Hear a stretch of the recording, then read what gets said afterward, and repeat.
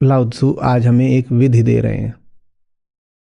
वो कह रहे हैं वो जो भीतर झूठ बैठा हुआ है उसको अगर हटाना है तो उन सब विषयों को जीवन से हटा दो जिनको उस झूठ ने पकड़ा हुआ है, जिन पर वो झूठ सहारा लेकर, आश्रय लेकर खड़ा हुआ है।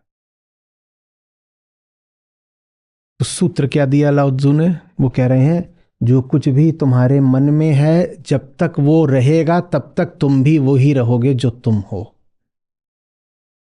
जो कुछ तुम्हारे मन में है माने विषय, जब तक तुम्हारे मन के विषय वही हैं जो आज हैं तब तक तुम भी वही रहोगे जो आज हो। जब तक मन की सामग्री नहीं जाएगी तब तक तुम भी नहीं जाओगे। चलो जाना थोड़ा खौफ की बात लग जाती है, हमें नहीं जाना, हमें नहीं जाना। अभी जिनको जब देखो तब विदाई ही लगाते रहते हैं, आते हैं और खट से बोलते हैं जाओ। हमें जाना होता तो आए काहे को होते, अब आए हैं तो अच्छा तो ठीक है, मत बोलो कि तुम तभी जाओगे जब मन की सामग्री जाएगी, ऐसे लिख लो। जब तक मन की सामग्री नहीं बदलेगी तब तक तुम भी नहीं बदलोगे। बदलना तो ठीक है ना, जाने को नहीं कह रहे, बुरा मत मानिए।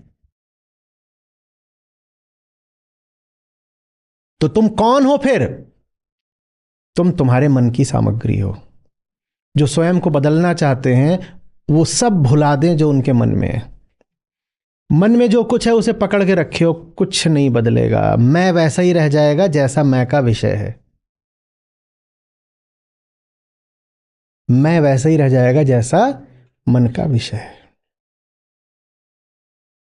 आई बात समझो? बहुत सारे लोग होते हैं, तमाम तरह के प्रयास करते हैं, साधना करते हैं, वो कहते हैं जीवन बदल नहीं रहा। जीवन इसलिए नहीं बदल रहा क्योंकि जीवन की सामग्री नहीं बदल रही, मन के विषय नहीं बदल रहे। आप अगर उन्हीं बातों को महत्व दे रहे हो जिनको हमेशा से दिया तो आप वही रह गए जो हमेशा से हो। आपको वही सब याद है, उन्हीं स्मृतियों को पकड़ कर बैठे हो जो स्मृतियां आप 5 साल से पकड़े हुए हो, तो आप बिल्कुल वही रह जाओगे जो आपको रहना है। कितने लोग वही रह जाना चाहते हैं जो वो आज हैं? कितने लोगों को लगता है कि बदलना और बेहतर होना जरूरी है? हाथ उठा दो ईमानदारी से। जिन्हें बदलना और बेहतर होना हो वो अपनी स्मृतियां भुलाएं। और याद रखना, स्मृति कोई पत्थर पर खिंची लकीर नहीं होती कि अब हम कैसे इसको हटाएं। मन में स्मृति प्रयास से बांधी जाती है। वो प्रयास हटा दो, स्मृति हट जाती है। हम बहुत बार पूछ चुके हैं आपसे, क्या आपको सब कुछ याद रहता है? आपको बस वही याद रहता है जो याद रखने का आप या तो प्रयास करते हैं चैतन्य रूप से, या जिसके याद रखने में आपका स्वार्थ है अचेतन। कुछ भी यूं ही याद नहीं रह जाता। याद अगर कुछ है तो उसके पीछे अहम का कोई कारण है। जो कुछ भी आपको याद है वही आपको वो बनाए हुए है जो आप आज हो। इसमें बीच में सूत्र छूट तो नहीं गया ना कि याद माने विषय। याद माने विषय। कोई चीज आपके घर में होने से विषय नहीं हो जाती। कोई चीज विषय तब बनती है आपका जब वो आपके मन में हो। घर में होने से कुछ विषय नहीं हो जाता। और मन में है माने स्मृति। तो याद, याद। अरे बात, आपका पूरा व्यक्तित्व तो आपकी स्मृति मात्र है। जो आपको याद है वो आप हो। जो आप याद रखे हुए हो आप वही हो। अब याद का अभी हमने वो पक्ष लिया जो थोड़ा जड़ है। याद से हम यूं दर्शा रहे हैं जैसे आशय मात्र विषयों का है। याद हमें बस विषय नहीं होते, हमें विषयों के बारे में भी बहुत कुछ याद होता है। एक तो ये है कि ये मेरे पास है, ये मुझे याद है। एक तो ये कि ये मेरे पास है, ये मुझे याद है। दूसरा, मुझे ये भी याद है कितने रुपए का था, किसने दिया था, कब दिया था, कितनी बार गिरा, इस तरह के और कितने मग पूरे भारतवर्ष में पाए जाते हैं। ये जो हरा रंग है ये किस राजनीतिक पार्टी के झंडे का रंग है। मात्र विषय नहीं याद होता, हमें विषयों संबंधित बहुत कुछ याद होता है, उसे ज्ञान बोलते हैं। ज्ञान, साधारण ज्ञान। लाओ त्जू कह रहे हैं भुलाओ, ज्ञान भुलाओ अपना। ज्ञान भी स्मृति मात्र है, स्मृति ना हो तो ज्ञान बचेगा क्या? आपकी स्मृति चली जाए, आपका ज्ञान बचेगा? अब जो कह रहे हैं ये जो तुमने विषय पकड़े हैं और विषयों के बारे में तुमने जो पकड़ा हुआ है, वही सब तुम्हारा रुग्ण व्यक्तित्व है आज का। नहीं बदलेगा तुम्हारा व्यक्तित्व, ऐसे ही रह जाओगे, छोटे से, संकुचित से, डरे से, बात बात में गिरते, इधर ठोकर खाते, उधर पड़ते। अगर अपना अतीत वही रखोगे जो तुम्हारा आज तक रहा है, अतीत बदलो, अतीत को बदलो। अतीत कैसे बदला जाता है? अतीत में जाकर के, टाइम ट्रेवल से। अतीत बदला जाता है अतीत को भुला करके।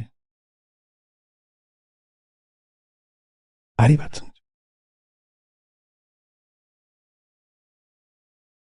ऋषि वो भूलने में आपकी मदद करता है जो आप अपना ज्ञान समझते हो, और ऋषि वो भुलाने में आपकी मदद करता है जिसको आप अपनी कामना कहते हो। ज्ञान और कामना, इन दोनों से मुक्ति ही है स्वयं से मुक्ति।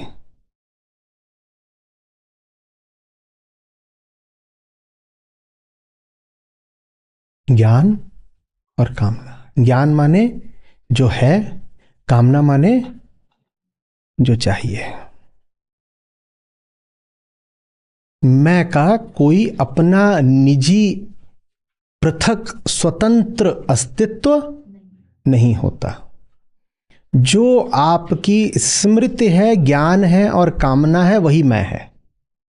जिसको अपने मैं से मुक्ति चाहिए वो अपनी स्मृति को, ज्ञान को, कामना को खारिज कर दे।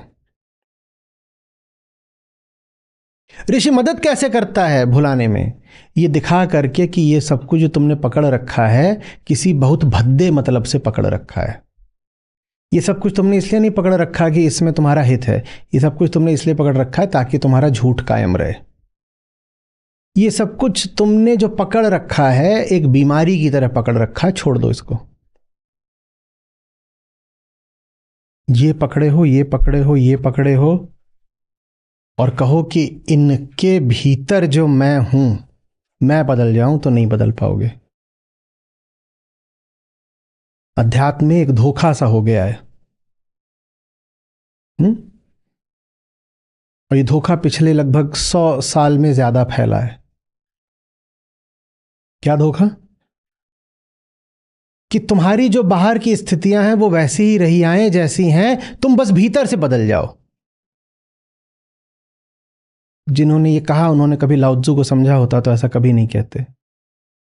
लाओ त्जू कह रहे हैं, जब तक तुम बाहर से वही सब कुछ पकड़े रहोगे जो तुमने पकड़ रखा है, तुम भीतर से भी वही रहोगे जो तुम हो।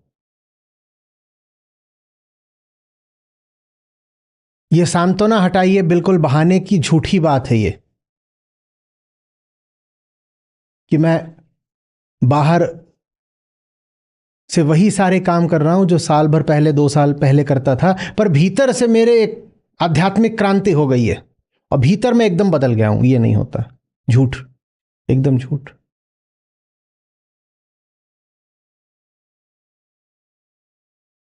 एक किसी ने एक कथा है उसका हवाला दिया। बोले कि एक एक लकड़हारा था, तो उसको बोध हो गया। अब इस बात का जो भी अर्थ है कि इसको बोध हो गया, मेरे देखे बोध हो गया जैसा कुछ होता नहीं। बोध एक सफाई की प्रक्रिया है, एक अनलर्निंग की प्रक्रिया है, स्वयं को मिटाने की प्रक्रिया है जो जीवन की आखिरी सांस तक चलती है।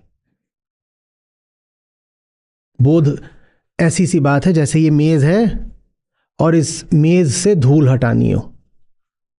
एक बार बहुत अच्छे से साफ कर लूं, 2 बार बहुत अच्छे से साफ कर लूं, जिस दिन तक ये मेज है उस दिन तक धूल इस पे जमती ही रहेगी, रोज सफाई करनी पड़ेगी। इसी को अनलर्निंग कहते हैं, इसी को बोध कहते हैं। ये मेज क्या है? ये मेज देह है। जिस दिन तक देह है इस पर धूल जमेगी। तो बोध हो गया जैसी कोई बात होती नहीं, पर कथा कहती है कि एक लकड़हारे को बोध हो गया। चलो हमने सुन लिया, बोध हो गया। फिर कहते हैं कि लकड़हारे से पूछा कि बताओ बोध से पहले, एनलाइटनमेंट से पहले तुम क्या किया करते थे? तो लकड़हारा बोला, मैं सुबह उठता था, मैं अपने लिए थोड़ा खाना बनाता था, फिर मैं जंगल जाता था, फिर मैं लकड़ी काटता था, फिर मैं लकड़ी बेचता था, फिर पैसे कमाता था, उससे मैं सौदा कुछ लेता था, राशन पानी, वापस आकर फिर खाना बनाता था, मैं खाता था, मैं सो जाता था। बोले अच्छा अच्छा अच्छा, तो बड़ा ही सामान्य सा, साधारण सा आपका जीवन था। अब आप महान बोधि हैं, एनलाइटेंड पुरुष हैं आप। अब आप क्या करते हैं दिन भर बोध के बाद? तो बोले मैं सुबह उठता हूं, मैं खाना बनाता हूं, मैं खाना खाता हूं, मैं कुल्हाड़ी उठाता हूं, मैं जंगल जाता हूं, मैं पेड़ काटता हूं, मैं लकड़ी बेचता हूं, उससे पैसे मिलते हैं, उस पैसे से मैं कुछ सौदा खरीदता हूं, उससे मैं राशन खरीदता हूं, उससे मैं वापस आता हूं, मैं खाना बनाता हूं, मैं खाना खाता हूं, मैं सो जाता हूं। तो सुनने वाला बिल्कुल हतप्रभ रह गया, नाटकीय विवरण है ना। बोले अरे, बोध के पहले भी आप जो करते थे बिल्कुल वही वही आप अभी भी कर रहे हो, तो फिर बोध का अर्थ क्या हुआ? तो लकड़हारे ने बिल्कुल एकदम, क्या बोले उसे, टशन के साथ कहा, पहले मैं सब कुछ बेहोशी में करता था, अब मैं सब कुछ होश में करता हूं। और ये सुनने में इतनी गजब बात लगती है।